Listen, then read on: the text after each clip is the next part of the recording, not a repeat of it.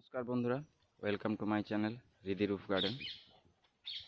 তো আজকে যে বিষয়টা নিয়ে আলোচনা করব সেটা হচ্ছে কি এটা 2024-এর ডিসেম্বর মাস, আজকে 14 তারিখ। তো তোমরা জানোই যে 2025 আসতে চলেছে। তো 2025 সালে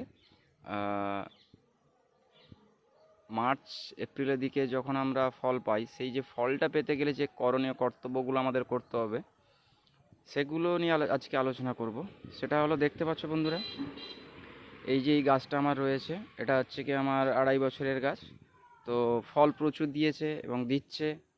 এটাও একটা গাছ দেখতে পাচ্ছ। যেটা নিয়ে আলোচনা বিষয়বস্তু সেটা ধীরে ধীরে তোমরা দেখতে বুঝতে পারছো, যে এটাকে আমি রিপোর্ট করেছি।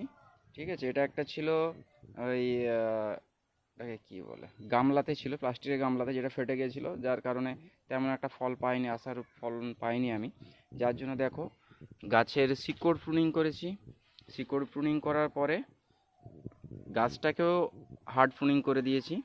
করার পরে কিছু খাবার দিয়ে গাছটাকে বসিয়ে দিয়েছি। আর তোমরা জানো যে শীতকালে, যদি নাও জেনে থাকো, তো ব্যাপারটা হচ্ছে কি ড্রাগন গাছ বাড়ে বলতে বিশেষত শীতকালে প্রচণ্ড পরিমাণে ব্রাঞ্চ নিয়ে এসে বাড়তে থাকে। তো সেই গ্রোথটাকে আমরা আরও উন্নত করতে এবং গ্রোথটাকে বাড়াতে যে কাজগুলো আমাদের করতে হবে, সেগুলো অবশ্যই আমাদের গাছের গোড়ায় কিছু না কিছু খাবার দিতেই হবে। তো দেখতে পাচ্ছ এটাকে অলরেডি আমি করে দিয়েছি। তো এটা দেখো, এরও কিছুটা মাটি তুলে নিয়ে, ঠিক আছে, এর কিছুটা মাটি তুলে নিয়ে এতেও খাবার দিয়ে মাটি দিয়ে বসানো হয়েছে। আর একটা জিনিস আমি যেটা লক্ষ্য করেছি, তোমরা জানো কিনা জানি না, এটা আমি জানতাম এ তো গাছ মানে শিকড় 2 বছরের নিচে পর্যন্ত চালিয়ে যেতে পারে, কিন্তু আমার দেখে যতদূর মনে হলো যে এটা গুচ্ছমূল টাইপের, যে ওপরের দিকে শিকড়টা এর ভর্তি হয়ে থাকে। তো কারণ আমি এইটাকে যখন রিপোর্টিং করতে গেছিলাম তখনই বুঝতে পেরেছি দুটোরই বয়স সেম। তো এটাকে আর রিপোর্টিং করার দরকার হয়নি, ওপর থেকে কিছুটা শিকড় প্রুনিং করে দিয়ে তার উপরে মাটি, কম্পোস্ট সার, আরও কিছু আছে যেটা আমি দেখাবো বলবো, চলো দেখে নিই। তো তৃতীয় নম্বর যে গাছটা রয়েছে আমার, সেটা হলো এই যে এটা।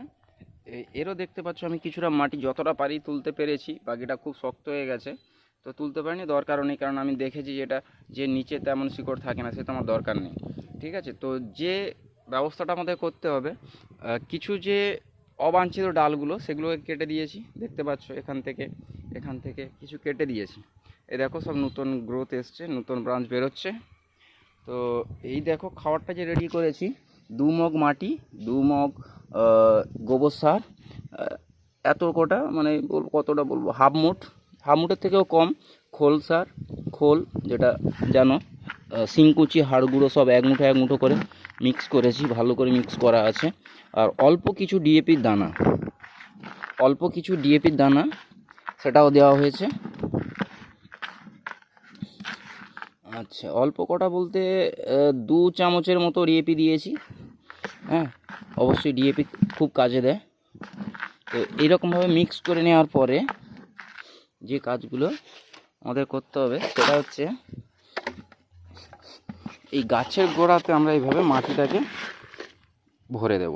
ঠিক আছে, ভালো করে মাটিটাকে গাছের গোড়ায় ভরে দেবো এইভাবে। তাহলে ভিডিওটা বন্ধুরা এখানটা একটু পজ করছি, কারণ আমি মাটিটা ভরাট করে নিই, তারপরে আবার কথা বলছি।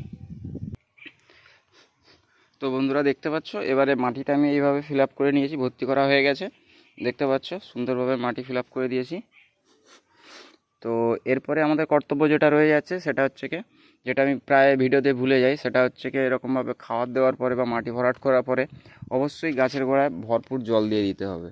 ঠিক আছে, তো দেখো এইভাবে মাটিটা পূরণ করা হয়েছে, বুঝতে পারছো, পুরো মাটিটা এইভাবে পূরণ করেছি। এই গাছটাও দেখতে পাচ্ছ, গ্রোথটাও কত সুন্দর। তো এই পাশের গাছটাও রয়েছে, এটা বেশি বছর নয়, এটা 1.5 বছরের গাছ। তো এটাতেও কিছু খাবার দিতে হবে। তো তার আগে গাছটা এই শিকড়গুলো প্রুনিং করার জন্য গাছটাকে আগে নরম করতে হবে, গাছের গোড়াটাকে। তো এটাকেও আগে জল দিয়ে রাখতে হবে, তারপরে সেম কাজ করব। তোমাদের থাকলে অবশ্যই তোমরা সেই কাজটা করো, আর যদি না করো আশার ফল কিন্তু তোমরা পাবে না। ঠিক আছে, আমি যে কারণে যেভাবে করে আমি ফলটা পাই সেটাই আমি তোমাদের ভিডিওটা সামনে তুলে ধরার চেষ্টা করি এবং করছি। তো বন্ধুরা ভিডিওটা ভালো লাগলে অবশ্যই লাইক কমেন্ট করো এবং একটা সাবস্ক্রাইব অবশ্যই করে দিও। ধন্যবাদ বন্ধুরা।